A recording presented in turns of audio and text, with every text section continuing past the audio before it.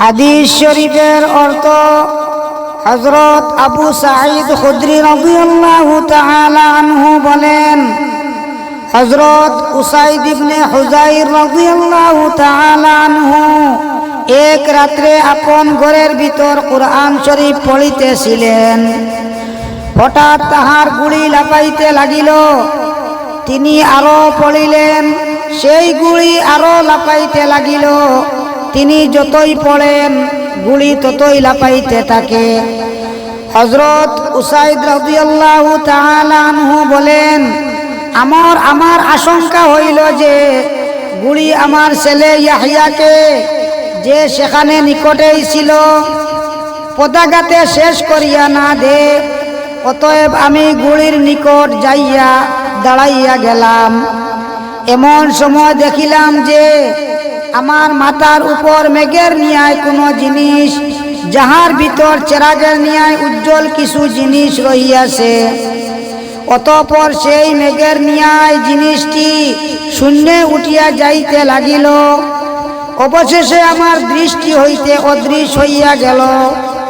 আমি সকালবেলা রাসূলুল্লাহ সাল্লাল্লাহু আলাইহি ওয়াসাল্লামের খেদমতে উপস্থিত হইয়া আরজ করিলাম, হে আল্লাহ তাআলার রাসূল, আমি গত রাত্রে আপন ঘরের ভিতর কুরআন শরীফ পড়িতেছিলাম। হঠাৎ আমার গুলি লাফাইতে লাগিল। রাসূলুল্লাহ সাল্লাল্লাহু আলাইহি ওয়াসাল্লাম ইরশাদ করিলেন, হে ইবনে হুযাইর, পড়িতে থাকিতে।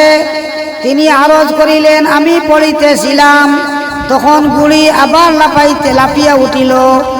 রাসূলুল্লাহ সাল্লাল্লাহু আলাইহি ওয়াসাল্লাম ইরশাদ করিলেন, হে ইবনে হুযাইর, পড়িতে থাকিতে। তিনি আরজ করিলেন, আমি পড়িতে থাকিলাম। তারপর গুলি লাফাইতে লাগিল।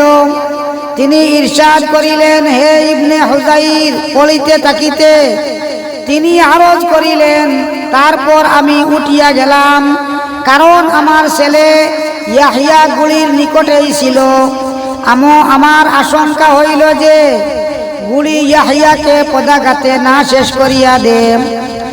এমন সময় দেখিলাম যে মেঘের ন্যায় কোনো জিনিস, যাহার ভিতর চেরাগের ন্যায় উজ্জ্বল কিছু জিনিস রহিয়াছে। অতঃপর উহা শূন্যে উঠিয়া চলিয়া গেল। অবশেষে আমার দৃষ্টি হইতে অদৃশ্য হইয়া গেল। রাসূলুল্লাহ সাল্লাল্লাহু আলাইহি ওয়াসাল্লাম ইরশাদ করিলেন, তাহারা ফেরেশতা ছিল। তোমার কুরআন শরীফ পড়া শুনিবার জন্য আসিয়াছিল। যদি তুমি সকাল পর্যন্ত পড়িতে থাকিতে, তবে অন্যান্যরাও তাহাদিগকে দেখিতে পাইত।